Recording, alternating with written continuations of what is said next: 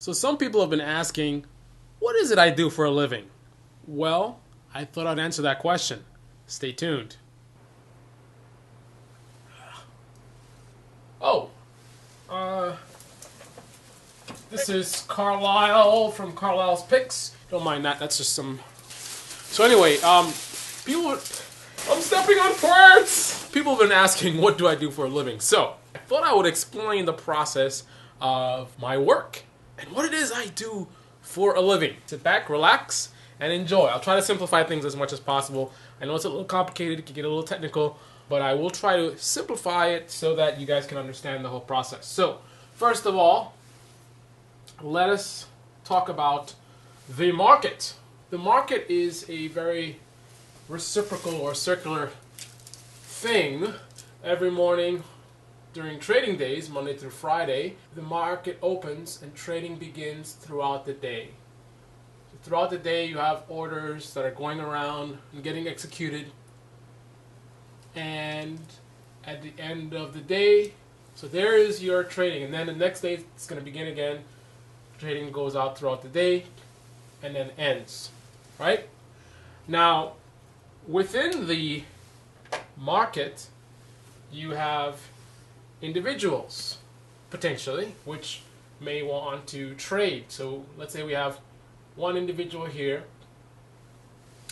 and that individual may want to actually send an order to get executed. So they'll actually create an order, and then throughout the trading day, they're going to trade this order and get executions or responses back from other individuals that are trading.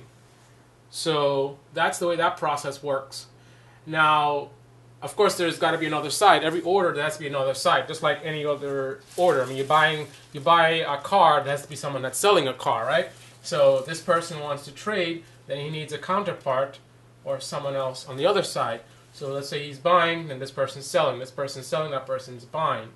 And then sometimes you actually may have possibly someone in between, which could be like a third party, which could be a brokerage. So this person could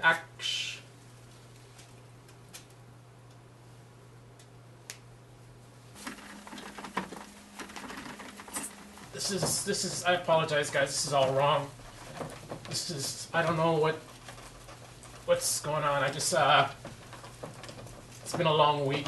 So I may need to replace this board with another board. Or it could be the markers. Look at this, I can't even wipe it out. This really sucks. Wow. Maybe it's the green or something. One of my favorite subscribers, Rico Suave. And first of all, keep in mind that I'm going to do this in a very oversimplified manner. So there's a lot more details that I'm going to discuss today. But I aim to get you guys the concepts, the basic concepts down. So you should be able to understand how the whole process works conceptually. Rather than this being something like an actual training where now, once you're done, you're ready to go and go trading yourself. So, without further ado, let's go ahead and get started. We have this individual, Rico Suave, right? And he has a business, a car parts business, called Rico's Parts. So there's Rico, and we'll just call it RP for short. So he has a business called Rico's Parts, and it's doing quite well, and he wants to be able to expand. He wants to open up about a dozen other locations. Now, in order to do that, he needs money, more money than he has, more money than he's bringing in with his business currently. So one of the options that Rico has is he can try to raise money by taking his company public. Now, when a company goes public, just like Facebook went public not too long ago, they have what's called an IPO. Now, in an IPO, which is the primary market, so that's the initial market that is created. In the IPO, basically, and this is oversimplified, stocks are first created. Now, the stocks are basically, think of them as certificates that give you kind of partial ownership of the company. Now, depending on how many shares you have, that's how much ownership of the company you have. So the average individual investor probably owns a small fraction of the business that he's invested in. So, as a stockholder, I have a fractional ownership of the business. But of course, it's such a small percentage that, I don't really have a lot of say. but I could become a majority holder of the stock for a company, which will give me more rights and more power over the decision making of the company. But let's not get into too many details. Bottom line is, these are certificates which by themselves don't have any actual value. The value is going to be established by the IPO process. So during the IPO process, an initial price is established for these stocks. So let's just say the market decides that, or the primary market decides that the price of each stock should be $1. So let's say $1 is the price of all of these shares of Ricoh's parts, right? So in the primary market, which is what we're talking about right now, so that's market number one, primary market. All right? In the primary market, what happens is, let's just say these are people. People buy the initial stocks of the company directly from the company. So Ricoh here is going to sell these shares, the initial public offering, to the first investors, which will be involved in the primary market. So that's how everything starts. Then, once the primary market has started, so the initial public offering is out, trading has begun, everyone has established what they feel the value of these stocks are, then you have what is called the secondary market. Secondary market. Let's just call it MKT, because I'm lazy.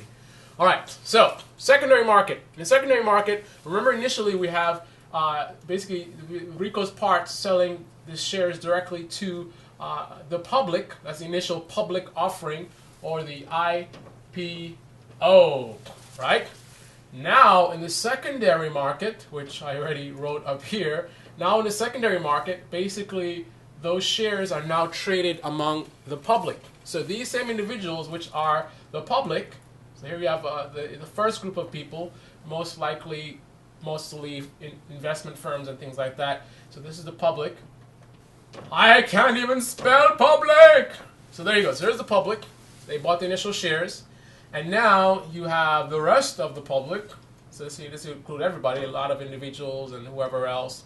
Now they're going to trade amongst themselves these shares of stock.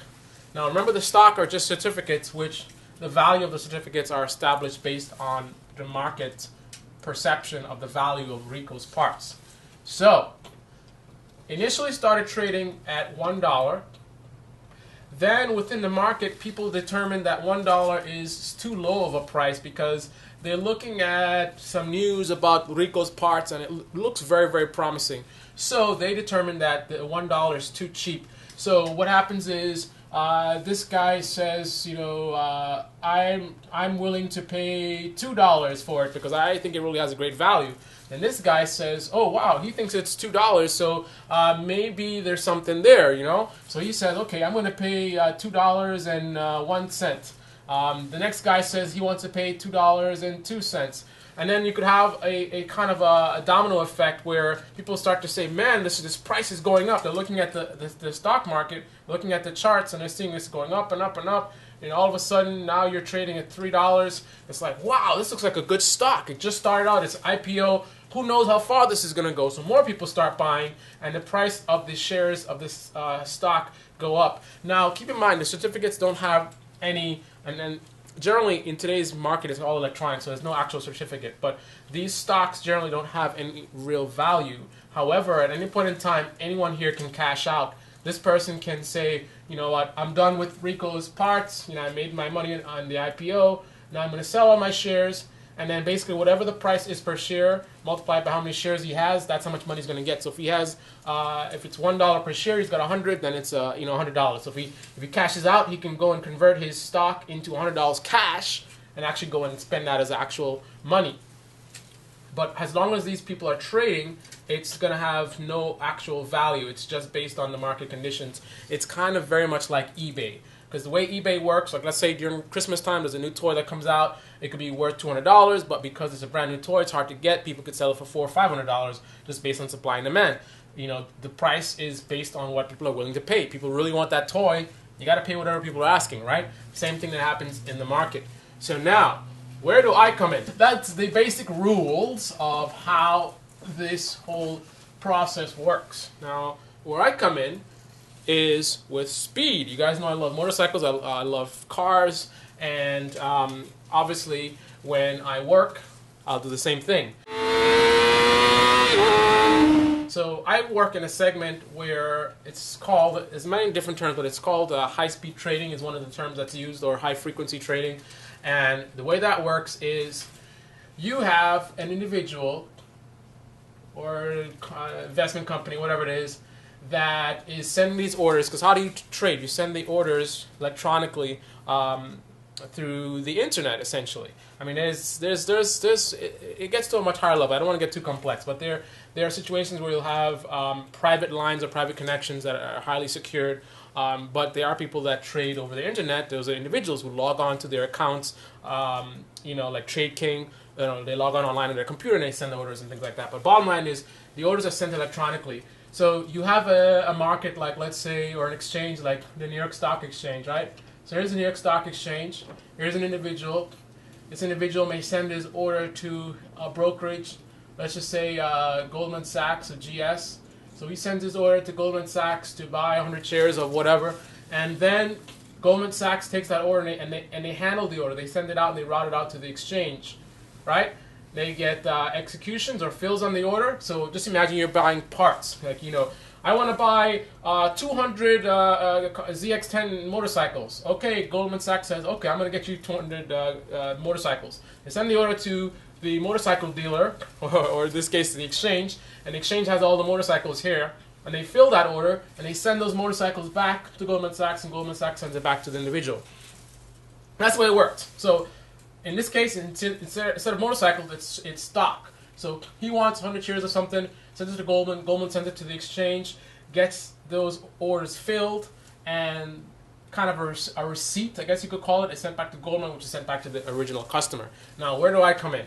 This whole process takes time, and to you it may seem like it's really fast, but in my world, in what I get involved in, this is actually a very, very slow process because of these connections are very, very slow. So here's where I come in.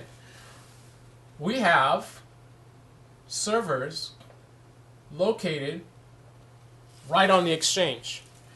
And on those servers, we have software that runs trading software. Now, this software basically accesses data directly from the exchange. So we have data, and some data we need quotes. I need to know prices of what's going on. How much does this cost? How much does that cost? I need that information. That information is available here, and the servers are here, able to send their orders directly. So if I send out an order, I'm sending it from within the exchange to get executed. So here's where things come in. In the time that it takes for a quote, so quote being the price of something or price of a stock, the time that it takes for a quote to go from the exchange and go to this person, which they probably wouldn't get it from the broker, they probably would have their own third-party market data provider of some sort. So they're going to go and say to this trader, the price of Rico's parts is now $4 per share. Now, while I was busy writing that information was sent instantly from my market data source directly on the exchange to the servers here, which are running automated software, which analyzes that price information, generates an order, sends out the order to the exchange, which it's already inside of, gets a fill on that, and in that process of time, this individual just got that $4 price information. The same thing applies to the brokerage as well. So don't think it's just because it's an individual. If the brokerage is not using high-speed trading, then they have to wait on the market data from whatever source. Instead of getting market data from the same source this individual is, they have to wait on that time, which is very slow. Now, I work in the realm of microseconds and milliseconds. Now, over here, things are going to be much, much slower. Just to throw out a number, I mean, I don't know the exact numbers, but let's just say they operate in seconds. Maybe it takes a second for a quote to be received. It takes a second for the order to go out and come back or something like that. Now, in half the time, or a lot less than half the time, I can do a full round, getting the market data, sending out an order, getting an execution on the order, all in that span of time. Now, what is the significance of that? Let's just say that we just found out that Rico's Parts is going out of business, right? And because of that news, the initial orders show that the price on the stock is dropping. Now, in this period of time, this fraction, just milliseconds, that the price went from $4 to $2. My automated system here was able to recognize this instantly because, again, the market data is coming directly from within the exchange. So I can get this information in microseconds. So instant notification of this sharp price drop and instant ability to send out an order, because now I want to get out of Rico's Parts before it goes down too low, because I heard that's bad news. They're going out of business. So I sent out an order to sell all my shares. Again, this is oversimplified. That's not the way you want to do it. There's ways that you want to do this in terms of you want to conceal your interest. You don't want people to know that you're trying to get rid of all these shares because you can affect the market that way. Because people know you have to get rid of these stocks. I know you need to get this off your hand. So I'm not going to make it easy for you. I'm going to try to take advantage of the situation and profit from it. So there's a lot of complexity involved. But let's just say, bottom line is, let's just say just to keep it simple, I try to sell all my shares. I send the order out. I get all my shares sold. So boom, all the receipts come back that everything's sold, and I'm done. So I am clean and clear of this whole process. In that span of time, this individual or this investment banking firm just got the initial quote showing that the price went from $4 to $2. So I already traded out. And now this guy is now saying, I want to sell. So he sends his order, 1 second, 2 seconds. Doesn't matter. Bottom line is, I'm already out. Now, here's the significance of this. Basically, like we saw before, there's a domino effect potential that can happen. People all over are looking at the stock market prices, and they're looking at the prices going up and down, whatever. Rico was going up in the beginning, then they heard he's going out of business, then the price is going down, and people are responding to it. They're also responding to trading activity. So they seeing me selling, my selling activity is going to actually potentially affect the price of the stock, right? So this is going to cause kind of a chain reaction. So people are going to see a lot of selling activity going on. They're going to see the prices going down, and they're going to start responding. Now, the people who respond the fastest are the ones who are going to be the most profitable. So what's a better way to say that? Let's just say, again, with that motorcycle analogy. So you're in the motorcycle business, right? And you're trying to sell motorcycles. And news comes out that the motorcycles that you're selling, there's a problem with them. They blow up or something like that. The news just came out. Not everybody knows yet. Basically, as the news gets out, the value of those motorcycles are going to go down and down and down and down and down and down. So the idea is you want to go and sell it as quickly as possible so you can get the highest price, because the longer that time goes on, the lower that the price is going to go down. So let's say right now you can get $12,000 for the motorcycles. But then as time goes on and all the news and press and whatever, it becomes like $11,000, $10,000. Maybe it goes down into those $5,000. Then it could eventually, if it's really bad, maybe the motorcycle goes for nothing. No one will buy it. There's no volume. No one's looking to buy a motorcycle that's going to explode on them. So now you are basically screwed, which is why one of the key principles I always talk about when people want to get involved in trading is don't invest any more money, not even a penny more, than you are willing to lose. People love to, get in the market and be able to make all this money and all this kind of stuff, but then they don't want to accept the consequences. If you're not willing to accept the consequences of losing 100% or more, there's certain types of orders where you can actually lose more than your initial investment. So you invest $10,000, you can actually end up losing $20,000, $30,000. There's actually a type of order where there's kind of no limit on how much losses you can take. Essentially, this is the world that I live in high-speed trading, which essentially allows people to get the best potential price through speed advantages.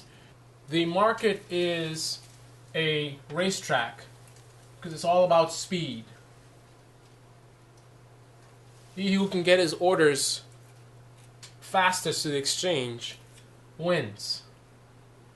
Not always, but typically that is the case, based on the information that the trader is making his decision based on. So you've got to have good information, because maybe the stock dipped down quickly for a good reason and it's going to go right back up. So being first doesn't always mean you're going to win. But in the case that it does, the part of the business that I'm in is if the market is a racetrack, then I basically provide the customers with Lamborghini Aventadors, 0 to 60 in 2.8 seconds. Advanced traction control system that features computer programs within the car itself that can make all these calculations in terms of, so a great ability to really sense what's going on with the car and respond very quickly, giving this car great advantage. A lot of top speed, extreme acceleration, and then you have other people who are on the same racetrack, but they don't have the money for a Lamborghini Aventador, so they're driving a 5-second car, and they don't have the advanced electronics that the Aventador has, so they're unable to keep up with the Aventador. So the Aventador is getting better lap times as a result of the technology that is high-speed trading, which is the part of the business that I'm in. So, all right, so let's summarize. So my clients are individual investors and institutions or investment banks who want to trade securities such as equities, options, futures, and other types of instruments or financial products, but they want to do so in a manner that takes advantage of cutting-edge technology. Our servers are located on the stock exchanges. Orders, executions, and market data or price data is transmitted in microseconds, while the rest of the market deals in seconds. That extreme speed and performance allows the clients to get a good shot at getting the best possible prices. But as usual, there's no magic formula to kind of guarantee any kind of success. My clients can make a lot of money, but they can also lose a lot of money. The risks are always there and are always a challenge for any investor. The other side of the business is what's called algorithmic trading or program trading. So essentially, software is used to do a lot of the trading activity. So like I gave an example, let's just say the stock price, I could set a rule where if the stock price drops more than a certain amount of value that I establish within a certain period of time that I establish, then do this. Maybe sell everything or sell 50% of my portfolio or whatever it is. So you can have all these rules set in place and the computers can respond automatically based on those rules, based on the market data or pricing information that they receive, which in this case they receive directly from the exchange, so blistering speeds. We also provide the cutting-edge high-speed fiber optic networks that route the orders from our customers to various venues like exchanges and broker-dealers. There you have it. That's what I do. You're watching Carlyle's Picks.